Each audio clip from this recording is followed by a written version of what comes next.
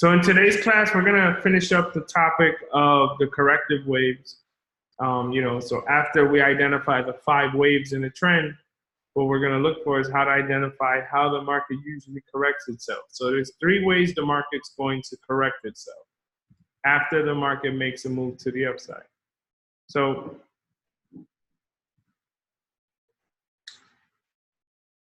if I had an uptrend, and we understood that there's 5 waves to that uptrend. So we had the first wave, the second wave, the third wave, the fourth wave, and the fifth wave, right? So we have 1, 2, 3, 4, and 5. So as we identified the potential that, we have the 5 waves of a trend, there's 3 ways the market will correct itself. So it would either correct itself horizontally, in an ascending channel, or descending channel, okay? So if we look at our slides real quick, and we look at after the market makes those impulse waves, right? The 5 waves to the upside or downside are called impulse waves.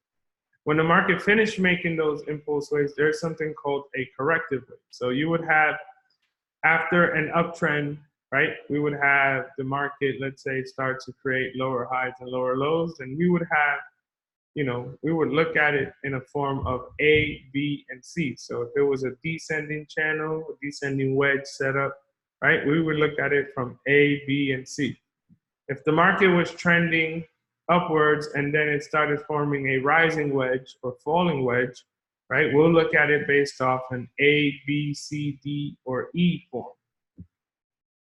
And if the market starts to consolidate after an uptrend or downtrend, then we would look at it based off an A, B, or C form as well.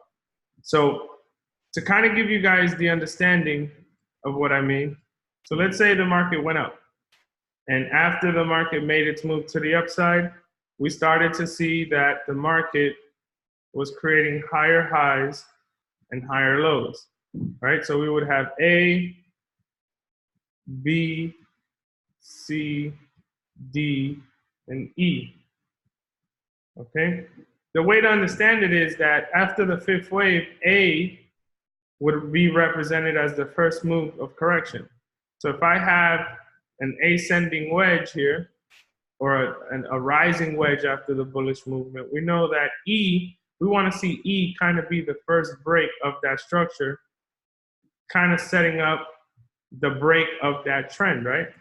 So once we have that, when E happens and it fails to, if we look at it based off of a structure of zones, if it fails to break above, right, that would be the retest of the breakout, and we can now start to see the market set itself up for a downward push.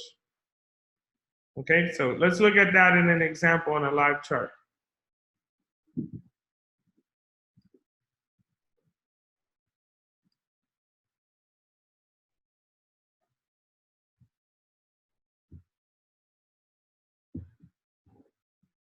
So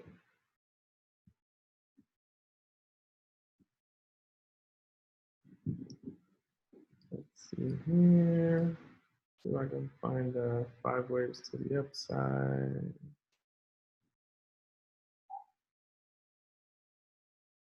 Let's see.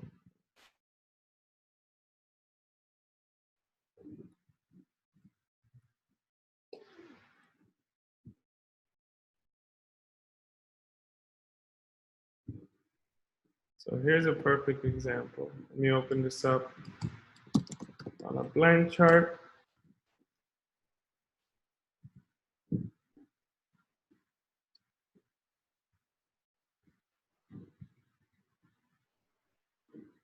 So here we have the start of the wave to the top. So we had 1, 2, 3, 4, and 5.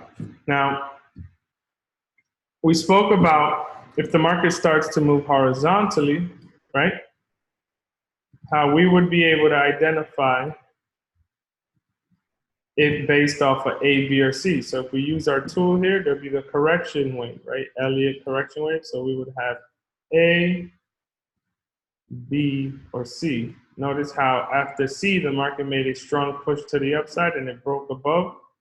So this is a perfect example after the 5 waves to the upside of the market consolidating horizontally, creating that A, B, and C correction pattern. Once we have that set up, right, if we looked at it based off of the market creating, let's say, a falling wedge, like we spoke about, right? So here's the falling wedge after. We can see here that if we go with the triangle wave, so we have A, B, C, D, E, the market was unable to break the support here, and it broke back up and actually started to consolidate here. Type 1 if that makes sense, guys.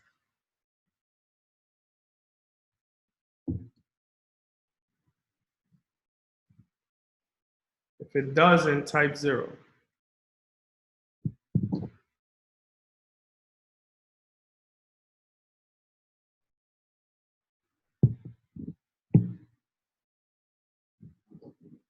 So I'm giving you the example of when the market is making a move to the upside, right? So we have the 5 waves of a trend here. So here's our uptrend. And we see that after the market made its 5 waves, this is a good example of either the horizontal correction or a falling wedge correction, right? So the market started to create lower lows and lower highs, right? And we understand that a falling wedge after a bullish movement is a continuation pattern. So when we're using the correction pattern after the 5 waves of a move to the upside or downside, we're going off of A, B, C, D, E. I said on E, the market has to break that trend in order for it to continue going down and start the reversal. Instead, what the market did was it broke back in, gave us a 3 inside down pattern on that E wave, and the market started going up and it broke out. And as we can see, she started to consolidate right around and made one attempt to the downside here, and then made its move up. So again, the 5 waves, right? This was the 5 waves of the trend. After the trend occurred, the market corrected itself after making those moves to the upside, right? I said that there's 3 different ways to identify the correction after a trend is formed. So when we identify the trend, if it was an uptrend, right, it's good to identify if the market made its move to the upside or not. So here in the case, this is the upside move. The market started correcting itself. So we had A, the first move down, B, the second lower high, right? C, the second lower low, D, the last lowest high point, and then E, right before the market broke out of the trend and then broke back in and then started making its move up. Type 1 if that makes sense, guys. If it doesn't, type 0.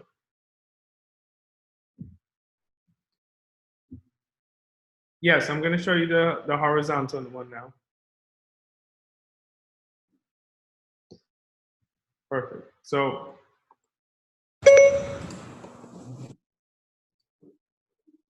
on the horizontal example I gave you, if we see here that after the market made its move upwards, right? If I focused on the moves to the downside after the correction, here's the first move, here's the second move, here's the third move. Notice how on C, the market didn't break it either. So in this case, the market actually started to go up, right, after the bullish engulfing. And we can see here how after the double bottom formation here, that the market couldn't break the trend, it actually started to go higher. And then that's when the market started consolidating and where we're at today right now. Does that make sense? Type 1.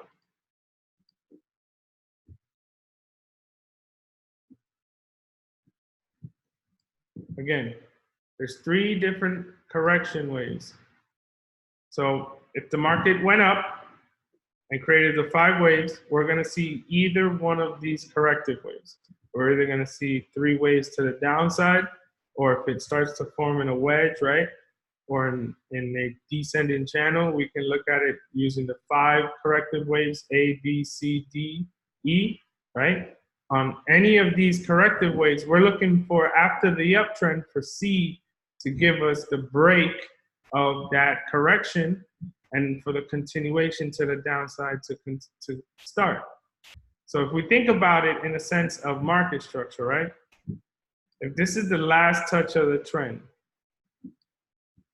excuse me, if this is the last touch of the trend, notice how the market was never able to break below it and then continue continue to create the new structure. Instead, after the market reached its highest point here, the market started to correct itself and it found support a little bit above the 3rd wave here. So we can see here, if I drew a zone based off of that, I can see that after the market found support here and was unable to break it, right? We saw A, B, C, or the A, B, C, D, E formation here, and then the market shot up to continue going to the upside. Now, if the market was trending downwards, right? If the market was trending downwards and we identified the 5 waves to the downside, so if this was 1, this was 2, this was 3, this was 4, and this was 5, we can see here that the market actually started to do the same horizontally and accumulated amongst price here.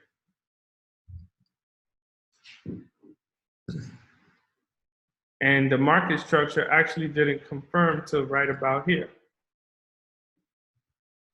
So once the market started to correct itself after the downward, the descending channel here, the downward push, we saw that the market started to create the correction accumulating here to the side. So if we went based off of the channel that the market was creating here, we could have seen here using the triangle wave, right? Why am I doing this?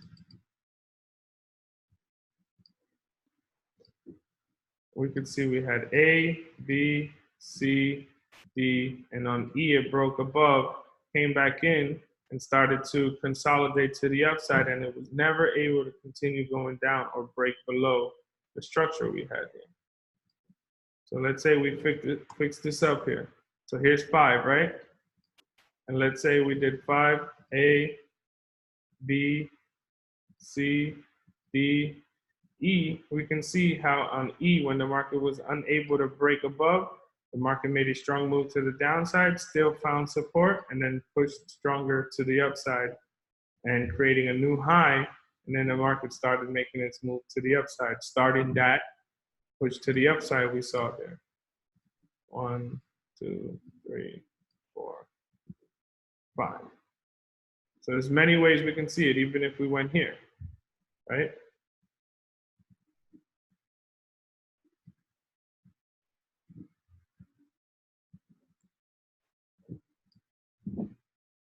Type 1 if that makes sense, guys. If you don't understand, please type 0. Let me know what your question is.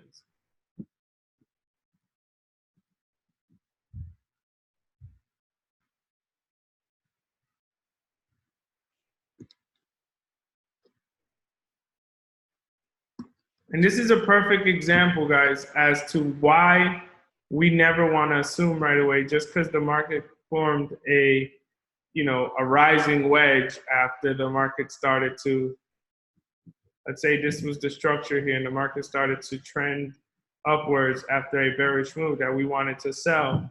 You see here, after the market couldn't break on the start of the new push to the upside, and that was a clarification that this formation was invalid, but the market did change structure, after the market was able to retest the last lowest high point of this downtrend.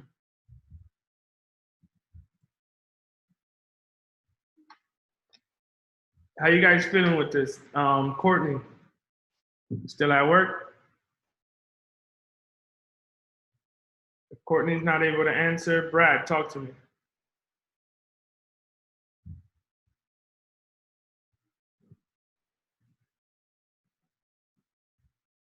Where would I buy this corrective wave? Good question. So if I was going off of the whole structure, right? So here's my downtrend, and I was focusing on the market structure, right? My goal is to identify what the last touch of that trend was. So if the last touch of the trend technically was right around here, right? I'll simply draw my zone. And once I saw that the market reached this bottom here, after identifying the 5 waves to the downside, right? If I looked for the correction,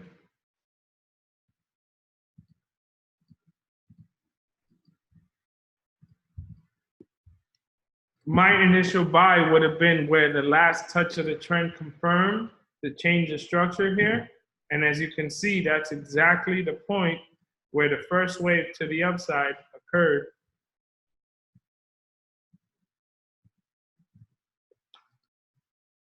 And that uptrend was now in play.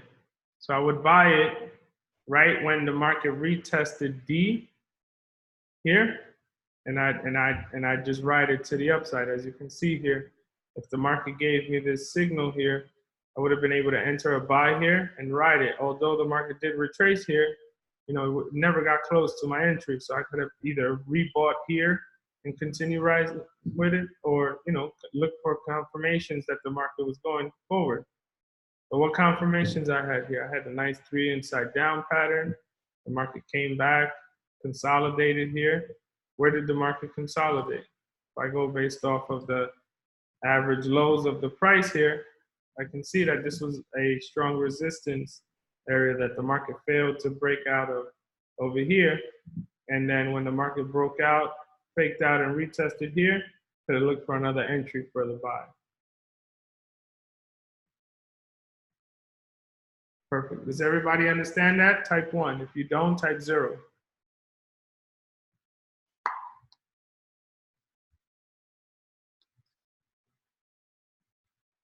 Perfect, perfect. Now, one of the challenges. Jose, Talk to me. I just have a question. The corrective waves and the Elliott waves, they seem to be similar. I mean, but what's the corrective waves? Why would, like, what? I'm sorry. I'm just like getting back to this. What's the like the corrective waves? Are they there for like more confirmation? Is that what they're used for? No, the corrective waves is after the market made its 5 waves to the downside. Right. We're identifying the market's correction. So if it was either ascending, okay. ascending, or horizontally, we know how to identify those corrections. Okay. Okay. After the correction is over, the market would either start a new 5 move with the upside or to the downside. Okay, got it. Mm-hmm. Let's see, someone wrote here. Perfect. So let me see, I want to make sure everybody's on the same page. Randy, does that make sense to you? You understand why I told you in regards to not trying to find the Elliott wave on a horizontal market or a consolidating market, right? Yeah. Call it, you know, when the market's ranging, you know, you always want to identify what happened prior before identifying the correction of that. I see. So just to confirm, the Elliott waves is for either a downtrend or uptrend, and then the corrective waves is for assumption or distribution. Yeah, distribution, right? It could be a distribution. It could be, you know, anything. What's it called? Consolidation. Yeah. Okay. If it's horizontal, I also gave you 2 other patterns of correction, right? So it can be the market continuing to trend down, right? So let's say you had the 5 waves and then the market continued going down. Okay. And you use the corrective waves. Yeah, and then if the market started creating a wedge, right? lower highs, higher lows, and higher highs or lower highs or lower lows, depending on the previous movement, then we know how to identify that. Gotcha. Thank you. The point is, you know, how would we figure out? So here's the 5 waves, right? So let's say this is the market ascending here, right? So one of the reasons why I find myself bearish on this as well, on USD JPY, is because of the fact that I understand that, after the market made its move to the upside, if I look in terms of the correction, I have A, B, right, C. If this is the case where this was, wait, I did this wrong, sorry. So here's A, B, C, D, E, right? I want to see the market break it here. Failing to break above this zone here that we identified earlier, right? Kind of ties into the fact, because now if the market did make this move, let's say this was my E, and then now this is the start of a new Elliott wave here, right? The market came up. We have 1, 2, 3, let's say 4, 5, going based off of previous zones that we identified here. I can kind of start to see why I would want prices to hit these marks.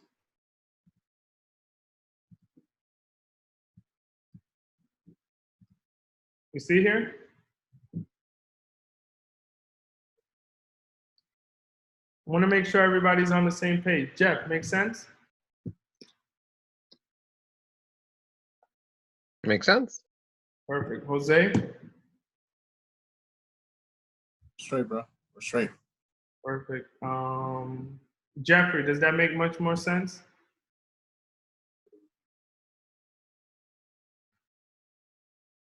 Sorry about that, Jose. Yeah, it does. Awesome. Jacqueline?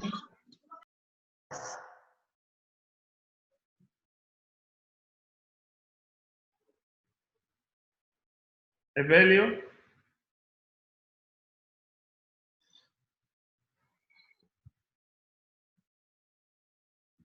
Yes, sir. Perfect. Before I continue forward to the next topic, does anybody have any questions in regards to corrective waves? No questions here, JL. Just I don't know if I got on maybe 10 minutes ago. But I don't know if you got a chance to look through what I did on UJ. My perspective though was on the daily versus the hourly. So it was more of a long term. Yeah, so you see here how you predicted it to hit 108. It's kind of tying into what I was predicting it to do. 108.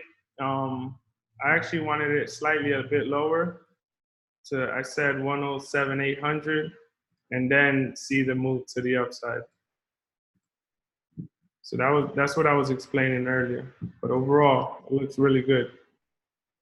So let's talk about our new topic today. So Fibonacci retracement levels. So kind of to review everything we've spoken about to date, right? We spoke about, supply and demand, support and resistance. We spoke about, how to identify a trend, right? The laws of the trends, when the market changes from one trend to the other, which is market structure. We spoke about how a candlestick opens, right? We spoke about different types of candlestick patterns. We also spoke about how we can identify areas of interest within those candlestick patterns in a trend, and we spent a lot of time identifying, specific candlestick patterns or formations that occur in important supply and demand zones, right? We spoke about breakouts and fakeouts. We spoke about Elliott waves, right? The 5 moves that the market makes within a trend. And we just went over how after the market makes its move to the upside or downside, how she will correct herself, right? We spoke about, identifying important candlesticks on each of those waves where the market continued going up. So a lot of what we spent time on was identifying and putting it into sense of how we would trade it, right? So one of the next tools we're going to talk about is the Fibonacci retracement tool, which is one of my personal favorites. You know, I like to use it as to identify important levels of support or supply and demand, right? Where that percentage of the retracement, right? So for instance, if I had an uptrend, if I had an ascending market and the market started to change its trend with a Fibonacci tool, it would kind of give me the percentage of when the market starts to come down. In terms of the percentage going down, I'd be able to identify as the market is going down, what percent did it retrace and the importance of those levels and the reaction of the market in each level. So again, if the market was trending upwards and now I'm looking to take the market to the downside, then the important thing is to identify as the market is trending downwards, right? Using the percentages of that. So if the market, let's say, dropped to 108.16, then that would translate as the market has retraced 38.2% of the previous trend. Type 1 if that makes sense, guys.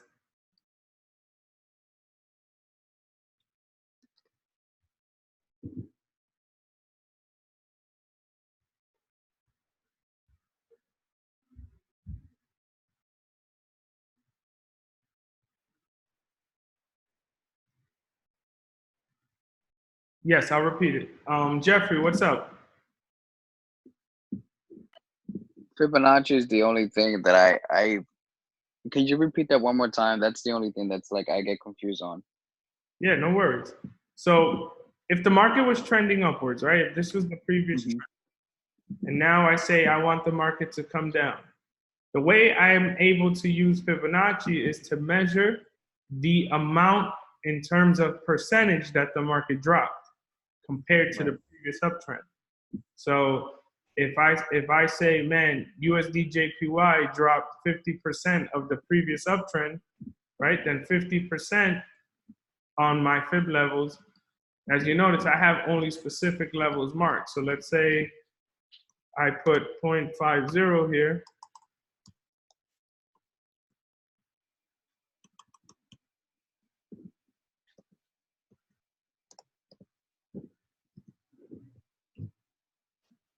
If I say that the market retraced 50% of the previous trend, then all that means is that the market in this case dropped to this price, and you know the reaction that the market has on each of these percentages is what we're going to discuss today. So I want to know if that makes sense to you. The previous trend was an uptrend. As the market came down, we're measuring the level of retracement levels, right? Or the percentage that the market dropped to, and we're going to learn how the reaction of each of these percentages tend to occur.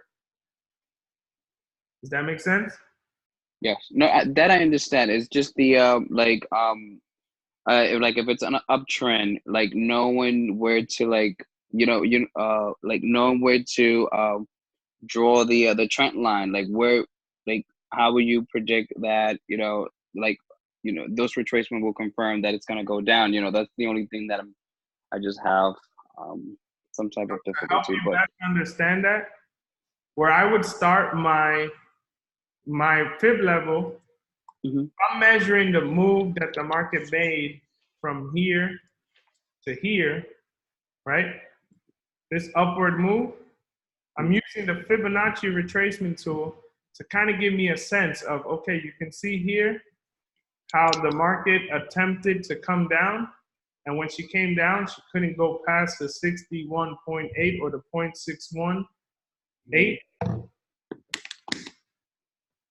And when it found support, right, you see how it broke back in, couldn't break the 32, and then this. These are just support and resistance levels or supply and demand levels that from this move to the upside, we're measuring as the market's coming down. We can have a sense of what the reaction of the market can be if it fails to break any of those levels. Okay? So I want you guys to break the levels down. So the first level we're going to talk about is the 38.2%. Okay. Then the 61.8%.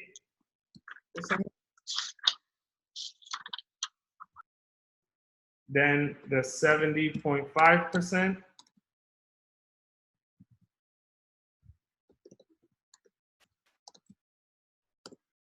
The 79%. The 88.6%.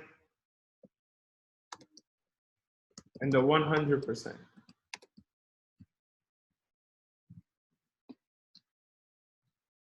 Jose, Talk to me.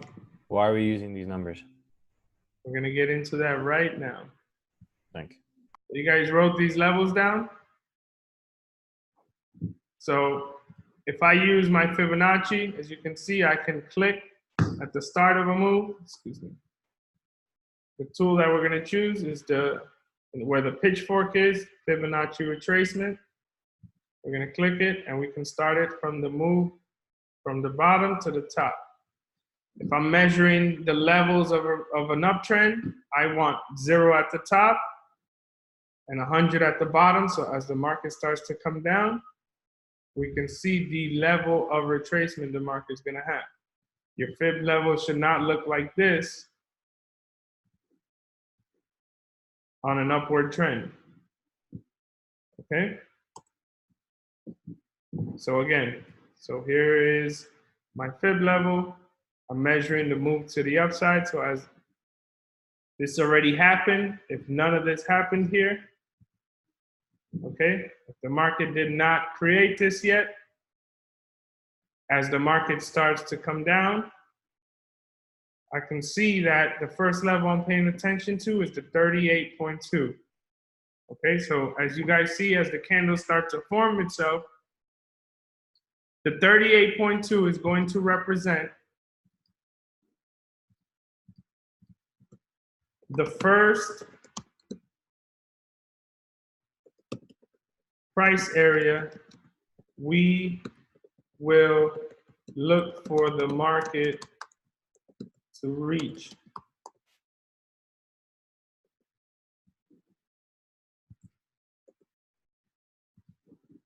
Okay, so as you can see here, if I saw that this was the end of the uptrend, right? And I saw that the confirmation came in, we seen the engulfing candle, right? We had the rising wedge. We had the rising wedge. And then the engulfing candle kicked in. If I entered my sell, one of the first prices I'm looking to take profit at would be the 38.2. So if I took the sell after the engulfing candle, let's say, if I took the sell after the engulfing candle from here to here, in the time frame of 2 hours, the market dropped 24 pips. Okay, 38.2% is the first price we want to look for.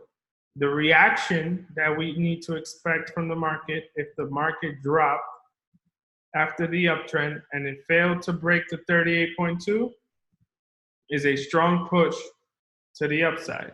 In order for the market to continue pushing upwards, she needs to break above where that 0% line is at. Type 1 if you guys understand that. So as we can see, the market started to develop itself, and after she couldn't break the support, we would see that the market would make a strong push to the upside.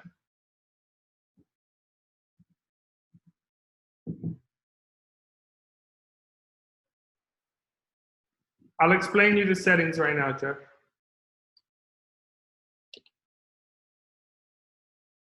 So here's the market consolidating, failing to break the 38.2. And the market starts to make its push to the upside.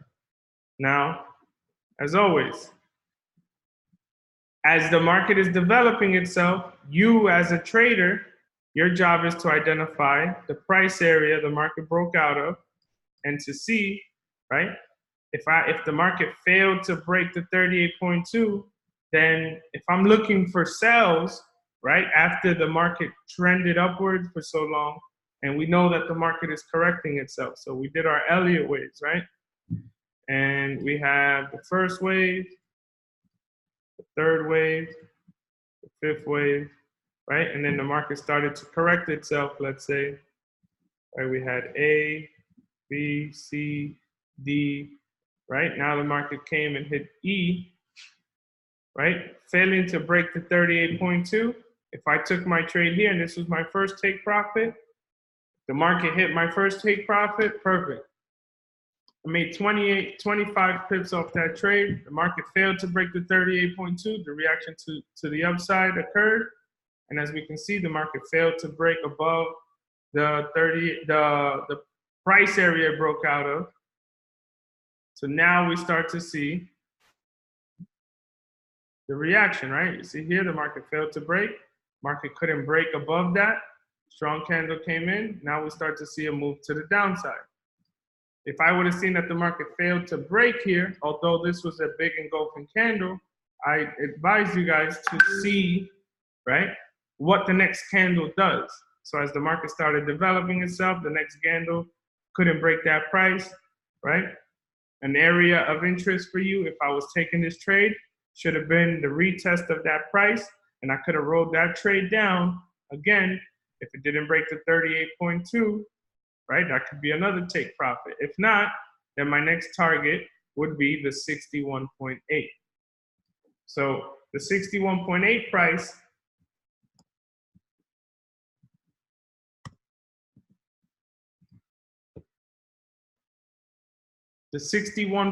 price is the second target for that sell. So if the market fails to break the 61.8, right? Let's say the market dropped and couldn't break the 61.8. Let me not confuse you guys. Let me remove the 50. If the market fails to break the 61.8, as we know, every breakout needs a retest. If the market breaks back in and then retest, the reaction is a slow move back up to the upside.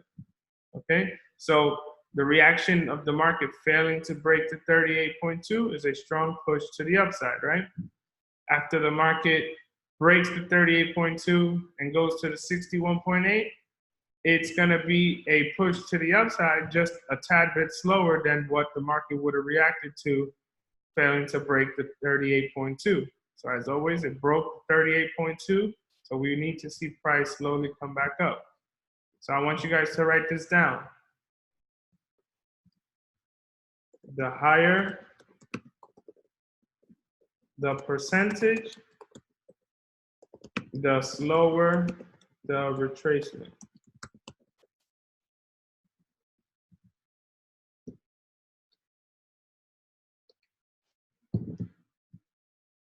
Type 1 if you guys understand that. The higher the percentage, the slower the retracement back up to the upside. So as the market is playing itself out, we're watching it.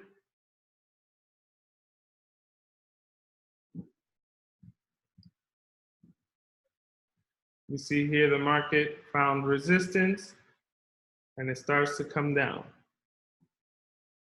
Okay, so the important price, as we can see where the market kept finding support or it was reaching that demand zone, was around that 108.61 price. So here's the market attempting one more time, right? We said earlier that in order for the market to continue going up, we need the price to break above the 0% line and for the market to hold price above that. So as we can see, the market starts to make its move, right? A lot of choppiness. Why? The market just finished. Why are we seeing such choppiness here? The market finished making a strong move to the upside. So we're seeing the start of a distribution area. Okay, so we're going to continue watching it here. And as it's developing, we're going to move on to the next level, the 70.5%. So for me, when I'm trading and I see the market fail to break the 70.5 price range, right? I'm instantly taking this trade for a buy, and my target would be the 38.2. Okay, so if I saw that the market dropped and it failed to break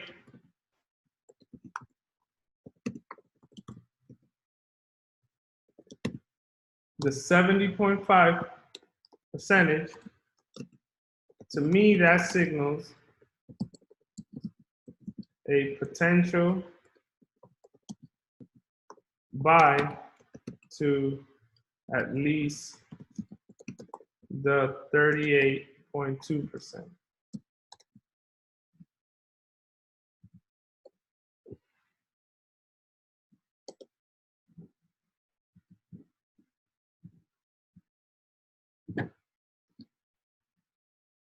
So here's the market going down.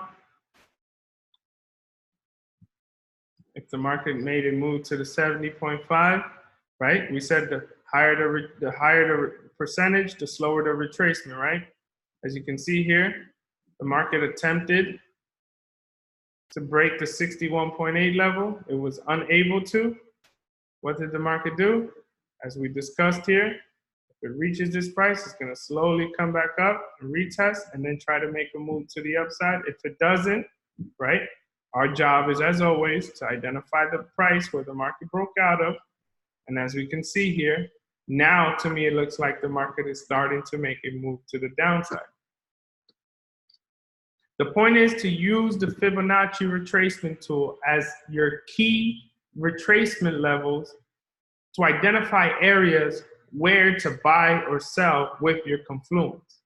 So using Fibonacci helps me identify price areas where if the market fails to break below any of those percentages, right, I can identify a candlestick, you know, the failed breakout, all of that helps me identify the opportunity that if I'm taking my trade, I know that when I'm using my fib level, the higher the retracement level in terms of percentage, right? If the market dropped, let's say, to the 79%, then I know I can at least secure profits around 61.8. If the market breaks to 61.8, I know that the next important level is the 38.2, right? Type 1 if you guys understand. If anyone has any questions, type 0.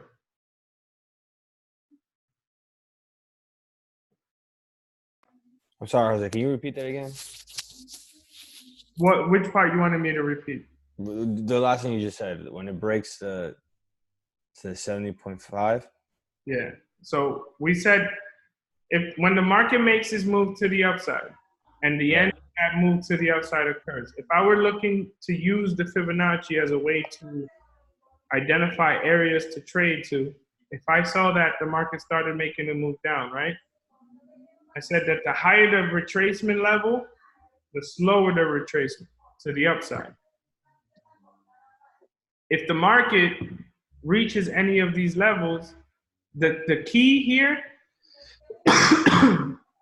is to understand that if I was looking to trade, if I was looking to take these positions here, if the market failed to break the 38.2, right, I know that if I took it as a sell, that the next important level is what?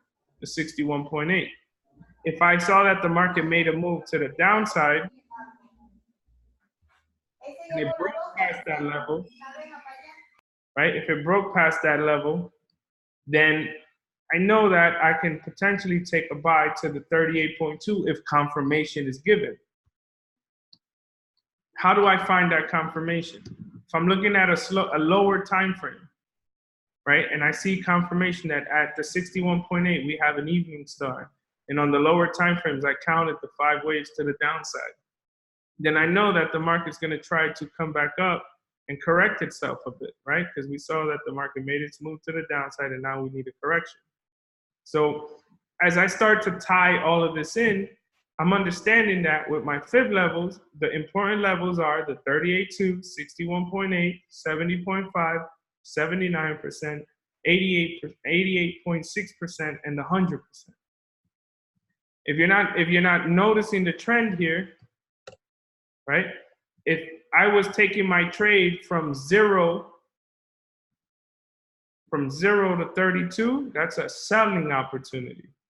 If the market breaks that 38.2, then the second target is the 61.8. If it breaks that, then the next target is the 70.5. And if not, the 79. And if not, the 88.6. What I was explaining to you guys is that as the market is making that move to the downside, and if any of these levels are failed to break, then I can take the trade to the opposite side and understand that based off the level that the market failed to break out of, that I can at least identify the next important price level. So if the market, let's say, dropped, and I gave you the example of the 70.5, the market dropped to the 70.5, then I'm simply skipping the idea of taking profit at the 61.8 and looking to take profit around the 38.2 for that buy. Does that make sense? Yeah, I got it. If the market goes lower than the 70.5 and fails to break the 79, then what percentage would I be looking to take profit at? 68. Oh, 61. 61.8, right? So we see here, we can take that to that side. And as we know, the higher the percentage, the slower the retracement. So as long as the market is confirming that, right, we can identify that as maybe areas of retracement where I can either re-enter that trade or, you know, understand and look for confluence around those price ranges to see if the market's going to continue going up or going down. I want you guys to type 1 if you guys understand that. Type 0 if you have any questions. Jacqueline, how you feeling? I'm at a 0.5, but I don't know what question to ask, so I'll just keep watching and I'll be watching. 0.5 why? No, I don't want you waiting. I want to know what's losing. It's like I always say, like you don't know what you don't know yet. I'm processing. So it's like new information, so I'm processing how you're. Let's try to clear up that confusion because it's very important that we're all on the same page. So let's say the market trended upwards, right? So what I'm doing is measuring the percentage of the retracement to the downside, right? So I'm giving you important levels to remember. I gave you the 38.2, 61.8, the 70.5, the 79, right? There's an 88.6 right here. These numbers here are the percentage of the retracement of the previous trend. What we're doing here is translating the understanding of what those retracements to the downside, how the market reacts when it reaches that point. So if the market ended its move to the upside and started making a move to the downside, the reaction when the market fails to break a 38.2 is a strong push to the upside. So we're going to see that strong push. If we look at the chart when I show it to you, you can see how when the market consolidated around the 38.2, she eventually made a strong push to the upside.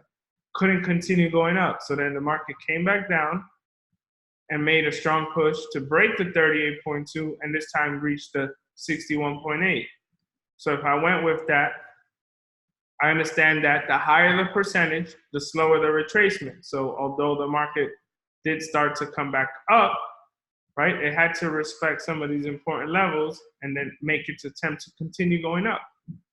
So then let's say it failed to break, or if the market actually went even lower, then I'm giving you the understanding of when it fails to break those levels. If I didn't catch that downward move, the opportunity to catch that trade to the upside presents itself, and we're understanding what levels we want to focus on when the market fails to break any of these levels. So on the 38.2, if the market failed to break, then we can ride that to the upside and understand that at least one of the targets we're looking for is the breakout before the market made its move. So if the market broke out that level here, right, then I can ride that trade to the upside for the retest. Or if I miss that opportunity, I can look to take this trade to the 38.2 or the 61.8 or the 70.5 or the 79, knowing that those levels, if the market continues breaking it, right, based off of what happened in the past, I'm able to identify that. Does that make sense? Yes, it does. Thank you. Perfect. Daniel, what's up? Oh, hey man, how's it going? I just come in there. Just had a couple of questions. Have you got your chart? Can we see your chart again? Of course. Give me 1 second.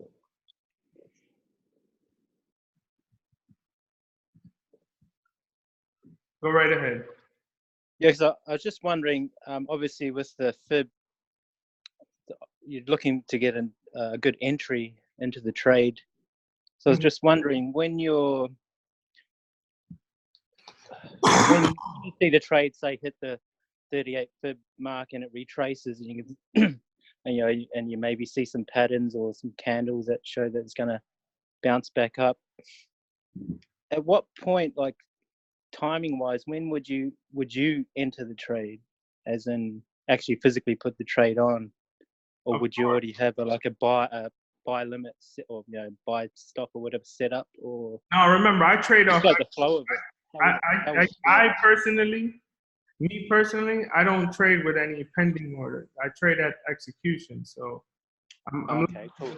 So let's say you asked me where would I take the trade. So for instance, I'm just thinking like time, because obviously I'm trying to get like better entries, and yeah, of course. I'm just trying to get an idea where you would, obviously you've seen the change in the structure, and when would you get in, or where would you wait for the next candle to confirm that, or just the timing of it, I guess. Of course. So here's an example. So I had an opportunity to, let's say the market broke out of the structure here. You see, the previous structure was it went up, the market consolidated. I simply just measured the fib level of this push up, right? Mm-hmm. The market started to come down after the breakout of this level here, right? I said, if the market failed to break the 38.2, notice what happened. We had some fake outs here, right? Mm-hmm. So right before the fake out, look how many times the market faked out of 38.2, and then on the retest, the market came in. I would have taken this trade if this was the opportunity from after the closure of this candle to at least understanding that my target is right around to the retest. Now, this is just a short scalp because we're on a smaller time frame. If I was using this on a higher time frame, then I'll be able to map out a bigger move. But that's just an example of after the market faked out, when the candle closed, I would have taken that for a buy, right? I at least know that my first target was the retest of the breakout here. Does that make sense? Yeah. So if the market, came back, faked out here, and then, we see that the candle closed here, if I would have taken this trade for a sell, I at least know that two of my targets are the 38.2 or the 61.8. Make sense? Yep. So let's say I fix this setup up a little bit more. I can see here if I took my trade after the closure of this candle here where it broke back in, if I would have taken it to my 61.8, that's 34 pips in profit. Yeah, cool. And then obviously, if it continues to see it continue to go down, you just modify your trade. Correct. So right, yeah. So let's talk scenario, right? The market, I entered the trade. This was my sell, right? This is the price I sold at, 108.82. The market starts to drop, right? It broke my zone, retested it, and then this doji came, right? The important thing would have been after I saw the closure of this doji, I waited for whatever the next candle closed as. If this candle you see here gave me a morning star pattern, then there I would make the decision to either close my trade or wait to see if the market can break above this zone here. If the market was unable to break this zone here, notice, look, we had a tweezer top, another tweezer top, and now we have the formation of a shooting star. If this candle closes like this, then I can either re-enter a sell or hold my sells and know that the next level that I may want to take would be the 70.5. You understand that level of thinking? No, that makes perfect sense. And I think just the timing makes more sense to me. So when the candle closes, which would be every 15 minutes or whatever. Correct. No, that's yeah, cool. That makes sense. Perfect sense. Perfect. Does everybody understand that? Type 1 if you do. If you don't, type 0. So I'm going to repeat that again. If I took my trade after the market faked out of the level here, and I understand that the prices, right? Prices that as if my target was 61.8 and I entered the trade. Me as a trader, I don't place a trade and then set the take profit. I let the market play out as it's playing out and hold my position, okay? When the market reached the 61.8 and we can see the closure of this candle, my job is to wait for what the next candle does. So here, this is a 1 hour candle. I'm gonna wait for the closure of the next hour candle, right? And I saw the morning star. I'm not just gonna react like, oh shit, let me get out of my trade. No, I'm still in profit. Look, my trade's all the way over here and the market's still down here. I'm not gonna get nervous. I'm gonna allow the market to continue developing itself. And I understand that this is the important price area that the market cannot break above. If the market broke above this price here, or price area, then I'll start to make the executive decision, yo, should I cut this trade loose, or do I just place a stop loss in front of my entry to protect the fact that if the market does reverse all the way, I'm not sitting here thinking about, you know, damn, I'm gonna lose on this trade. No, at least, yo, the market came back, it'll close me out. I walk away with $2. $2 every day is better than what a bank will pay me. All right? So the level of thinking here is, this is the zone. I'm waiting for the market to continue developing itself. And as the market fails to break this zone and simply retests this zone, we saw what? Double top. We had some engulfing candles here. Not engulfing candles, tweezer tops form, and now the market is going down. You know, one of the things that traders do, and they develop bad habits, is I entered the trade up here. Just because I saw the morning star close, I get scared, I close the trade. It happens to me too. Okay, I close the trade, the market doesn't break this level and then makes a strong move to the downside. I could have held that trade. Before I plotted this trade, it's my job to understand what prices I want to see. So if you guys ever noticed on the chat, whenever I send an alert, right, I'll send you guys a trade, GBP USD, the entry price, and I give you guys 2 target prices. If the market fails to break any of those target prices, right, then I understand I want to protect myself. If that makes sense, type 1. If it doesn't, type 2.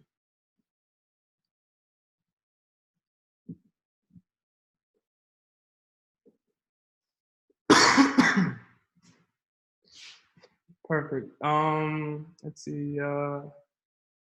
Evelio, does that make sense to you? All right, you just typed 1. Perfect. Jacqueline, how you feeling with this? Feeling good. Thank you. Say it again. I said I'm feeling good. Thank you. Perfect. Randy, make sense to you? Yep, I got it. Awesome. Jeff?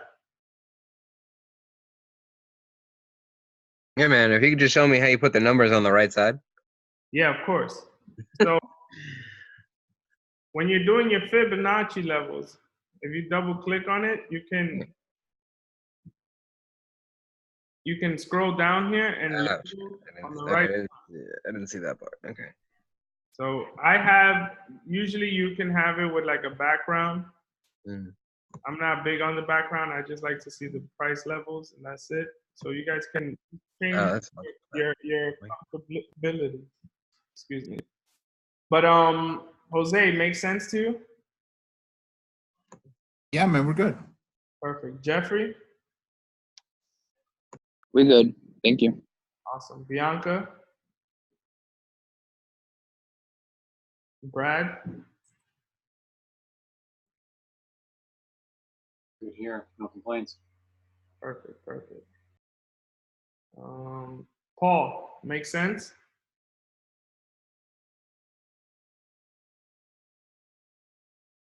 Kurt, how you feeling with this? Yeah, man, makes perfect sense. Awesome. So let's see here.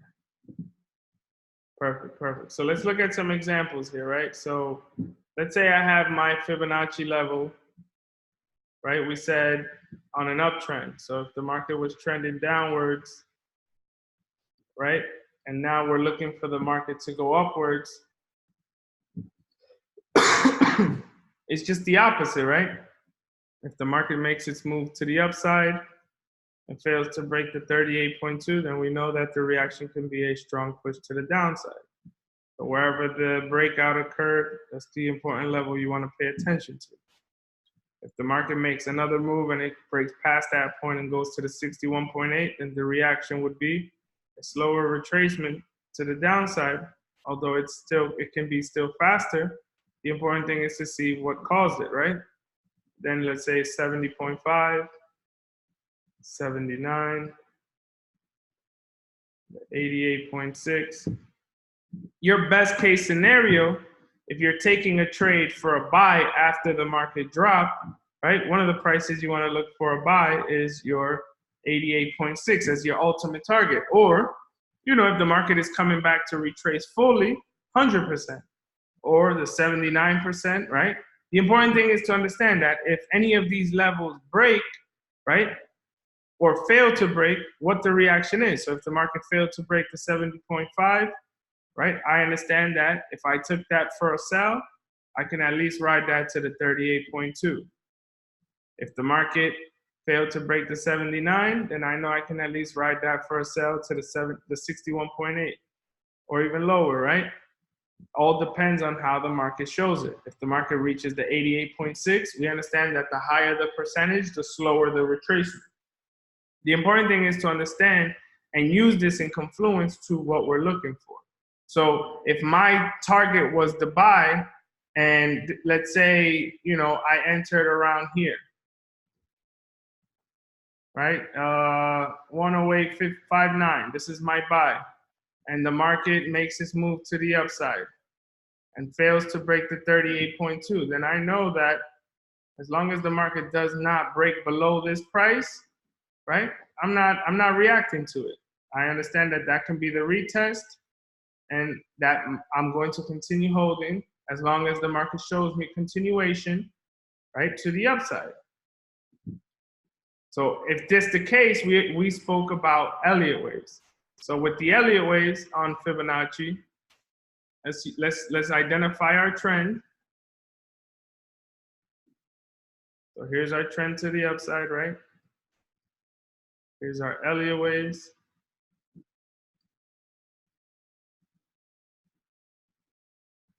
Right? I'm gonna measure from the first wave to the last wave. And I can see here that the market faked out. So let's say I push this up, right? If I wanted to measure it based off the whole trend, then I understand what? This is the last point of the trend here, where the last wave occurred, right? I can identify those price areas. And my goal is, if I'm taking this for a sell, and long term, my target is down here to 79%, then I understand what the market's gonna go through, right? So if this is the beginning of the downtrend, then do I have the start of an Elliott wave? Right? Is the market respecting those prices? If not, how's it setting up? Let's try to see if we can find an example here.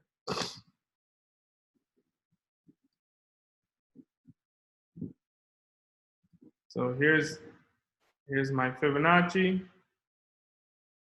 I'm gonna go based off this move to the upside, right? So here's my Elliott wave. 1, 2, 3, 4, 5, let's say. Or I can save myself, save myself the stress and start it here from the retest, right? Because if I look left, this was a consolidation area and the market finally broke above that. So I'm gonna go off this move here. So here's my Elliott wave, right? 1, 2, 3, 4, 5. I can see here that as the market faked out, where the market failed to break below was the 79%. We can see that the reaction to the upside was a much slower pace, right? So if I look at it, if the market changed, right? 1, 2, 3, 4, 5. See how the downward occurred? If I identified the important price levels here,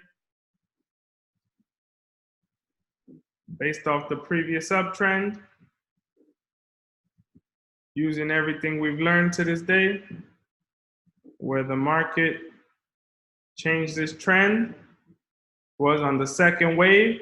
So I knew that on the second wave, as it started to make its move down, I'm using the Fibonacci levels to understand that if any of these levels failed to break, right? Notice how the market was not respecting any of these levels. They were like kind of faking out or breaking out and continuing.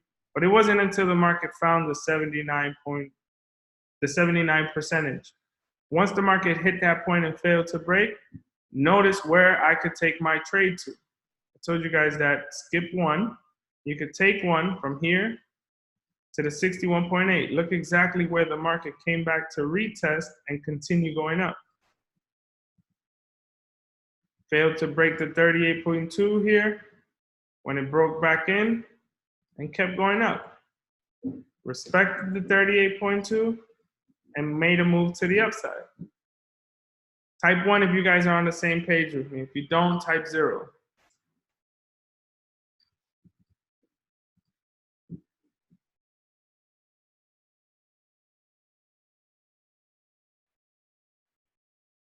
Perfect. So again, trader psychology. If the market set itself up,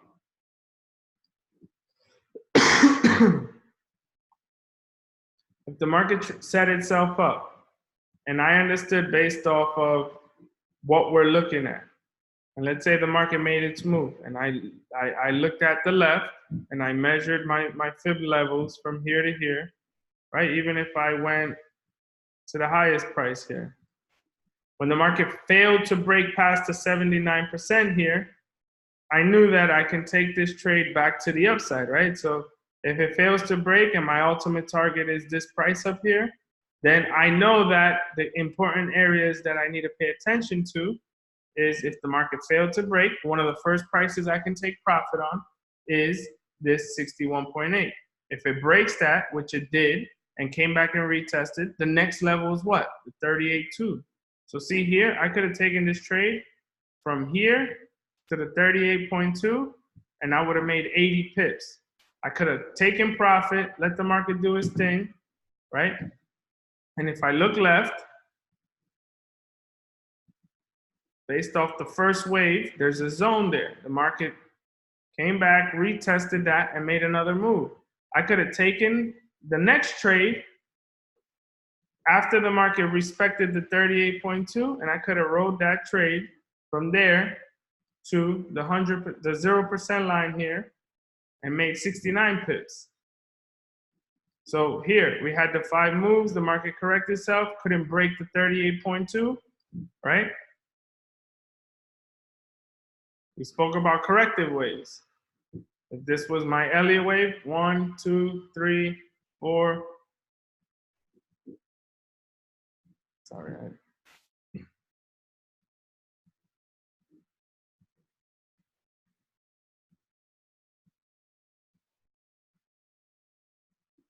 If I would have went off this, right, I can see here that the market started to create a triangle pattern, right, or a wedge. So we could have went A, B, C, D, E. When the market failed to break the 38.2, I could have taken this to the upside, understanding that if this was a new uptrend, there's 5 waves there. 1, 2, 3, 4, 5. Does that make sense, guys? Type 1 if it does. If you're lost, type 0.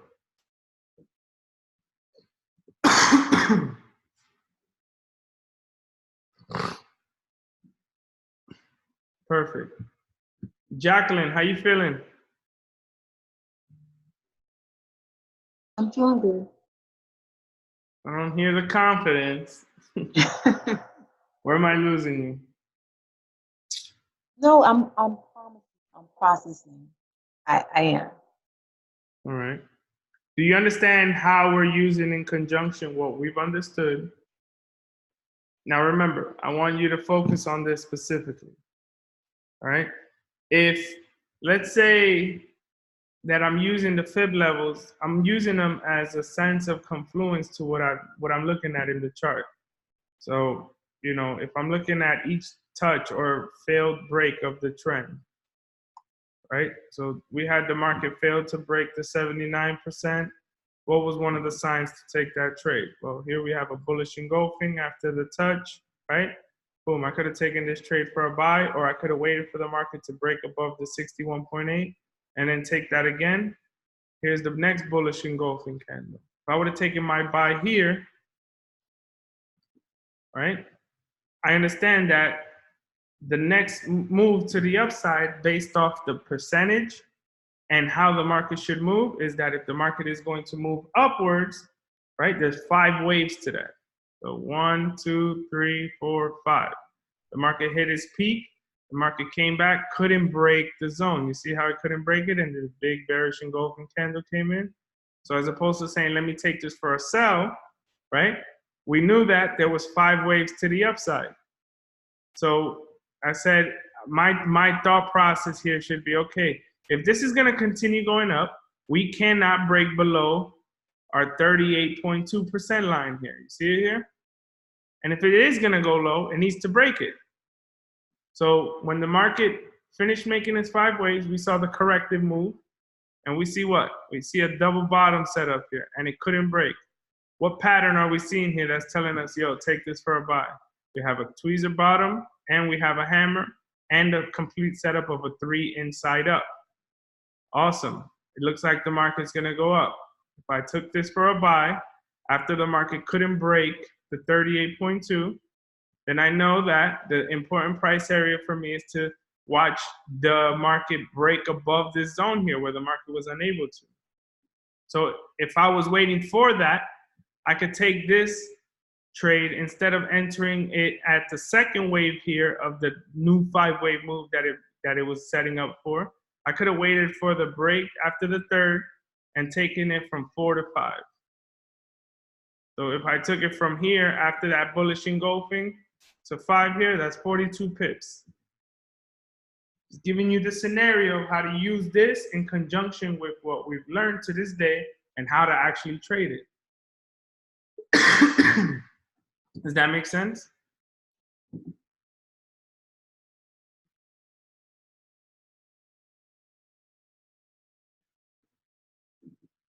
Does anybody have any questions in regards to this? Perfect. Let's see, Daniel, talk to me. How you feeling?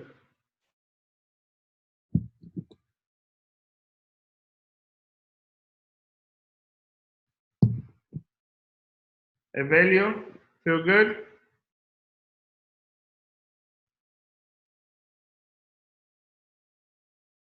Jeff? Yeah, I'm seeing a little bit more clarity than the first time we went through this. Let's see, Jeffrey, how you feeling? I'm good, thank you. You got it. Jose? Good, brother. Thanks. Awesome. Kurt? Good, bro. Awesome, awesome. Randy, how you feeling? Good. Overall, I know it's new to you, But is there any questions you may have in regards to this? Nah. Awesome. Paul, how you feel? Bianca, how you feel? Evelio, I see you unmuted yourself. Feel good, man. I just think that maybe do it one more time, one more sample. Yeah, I definitely will. Maybe another chart. So let's look at GBP USD. I mean GBP JPY.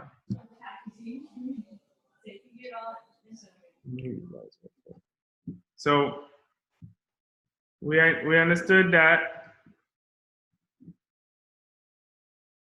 the market made a move here to the upside, right? So here's an upward trend, right? So when the market reached this point, if I took my Fibonacci level from this point to the top,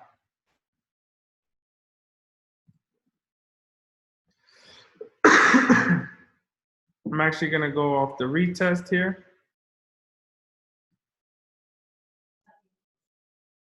Excuse me, guys. Let me grab some water real quick. I'm sorry. Give me 1 second.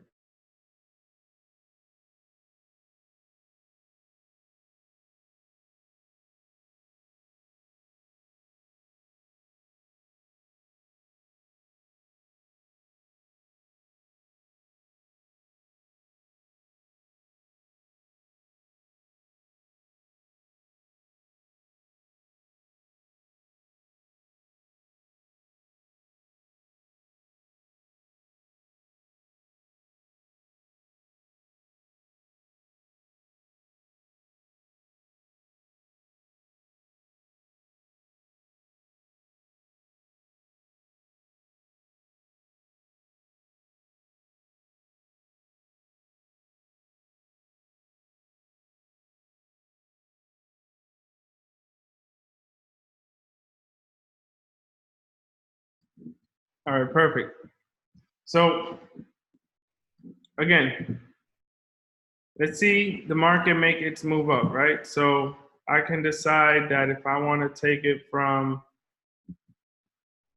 the bottom here to the top move here, right? So I'll take my fib level.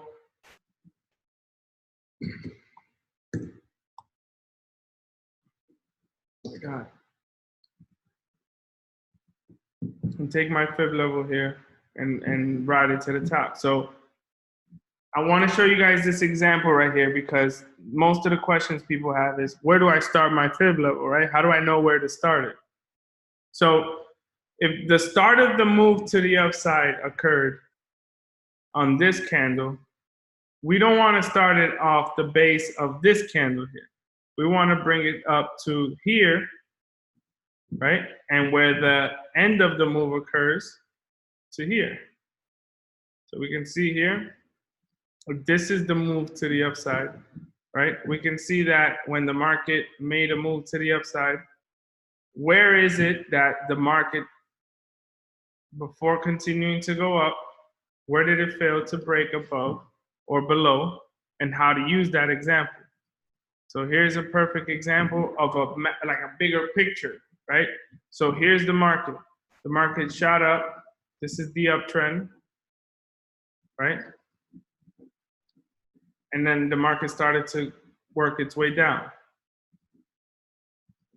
So as we see here, when the market attempted to make a move to the downside, it was making its choppy move down after such a strong push up.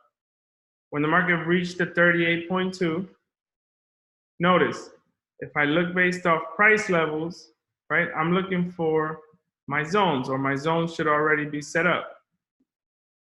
So if I'm going off the zones here, when the market broke down and reached the 38.2, before it attempted to go up, it kept having trouble from breaking this price here, but the 38.2 was in play. So although the market failed to break it in these attempts here, when the market was unable to break our zone, we've seen that the market made a move even further. So then we see here, if we go off of Elliott waves, right? When the market failed to break, we had 1, 2, 3, 4, 5. What did the market do? Right above the 61.8, it attempted to break up. Now, here we have the correction, A, B, C, D, E, right? Remember we said we want E to break below, showing us that the market's gonna go down. Instead, the market actually made a strong push to the upside, and the first area, even though it never came back to retrace to 38.2, we can see here when the market failed to break the 61.8, it made a strong move to the upside, and the first area where the market had trouble was from the original break to the downside of the trend, and then the market continued going up. Now look here, the market attempted to reach this price here, broke it, and then kept going up. So now we're back into the scenario that we were talking about. We have a rising wedge after the market made its move up, right? And we're using the fib levels in conjunction here. Had I looked for the opportunity to take a buy here, I would have simply known based off of previous price action here that although the market broke up here, if I look at the previous structure,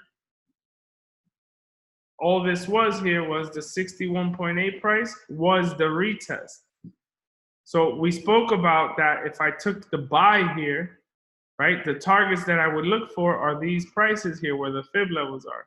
Notice how the market broke it so strongly, right, that it broke even higher. So I could have either taken profit at when the market reached here, and this is a perfect example here. This is a trade, it took 3 days, 535 pips, the market shot up. Now see how I used the fib level to help me identify the potential buy area to the upside and how I could have ride this trade here? Type 1 if that makes sense. If it doesn't, type 0. Let's look at another example. So now, instead of looking at the whole trend, let's look at one move to the downside.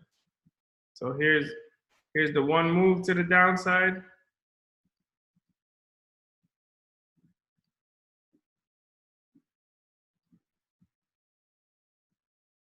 So here's the move to the downside when the market attempted to, give me 1 second.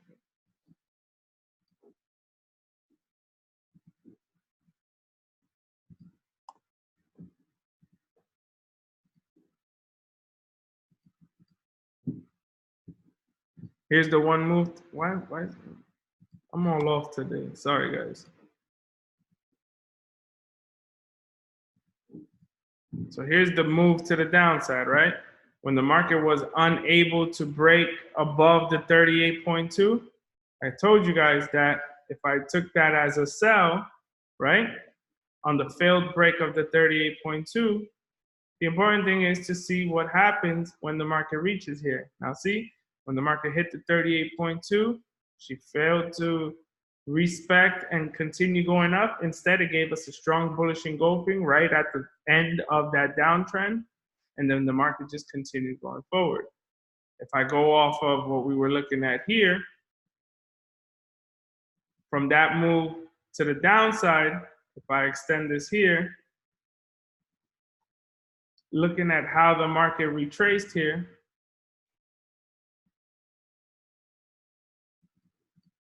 here's my downtrend. Notice how much trouble the market had breaking the 38.2. When it failed to break the 38.2, rejected. Instead, if we look at how price occurred here, the market started to go up. Look at how when it hit the 61.8, it rejected it, came back down a little bit, really couldn't go further. The next target, 70.5, attempted to do the same. Couldn't break below the 61.8, kept going up, right? When it hit the 70.9, came back down, bullish engulfing, broke above it. See how it came up to the 100%? When the market reached the 100% retracement of the previous trend, the market could no longer go, and then the market started to go down. So if I go back to that example, we said, if I measure based off of the previous uptrend and the market started to go down,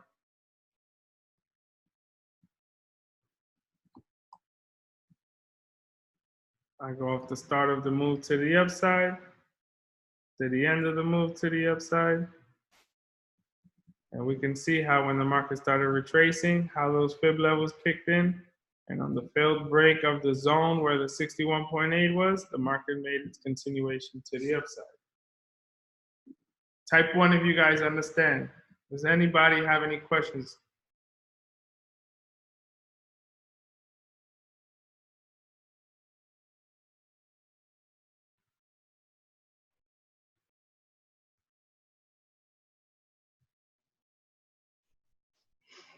Jose, Talk to me.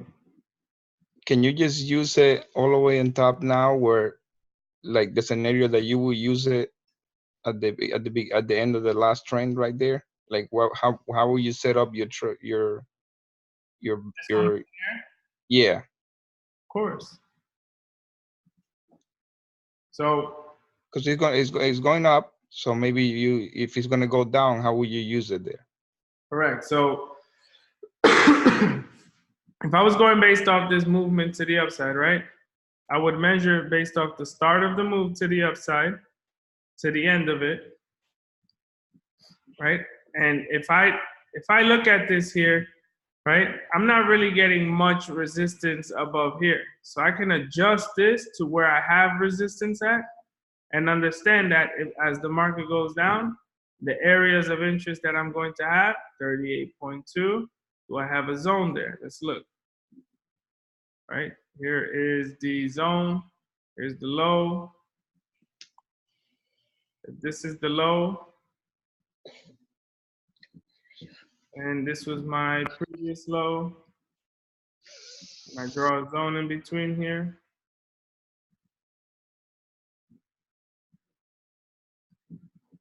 Right, this is my low.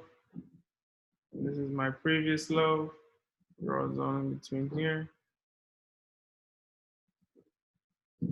Right, and now I know that as the market starts to make its move up, in order for it to continue going down, we need to break the structure here.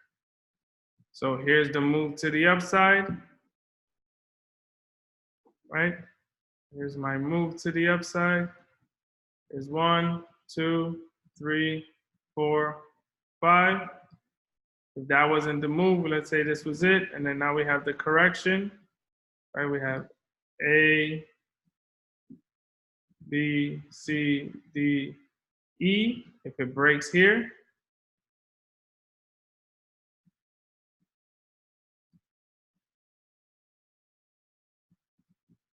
A, B, let me change this to black so you guys see it here. A, B, C, D, E. I want to see the break here. Then the first level I can take this trade to once the structure is broken, right? From here to the 38.2 on a larger scale is from there is 282 pips. Okay, if the market fails to break this zone and shows me signs of a bullish retracement, then I know that based off of if this was the price area that the market broke, then I can potentially look for a potential buy to here, which gives me another 200 pips. Does that make sense, guys? Aurelio, that helps you out there? Very much. Perfect. Thank you. No problem. I want to know if anybody has any questions.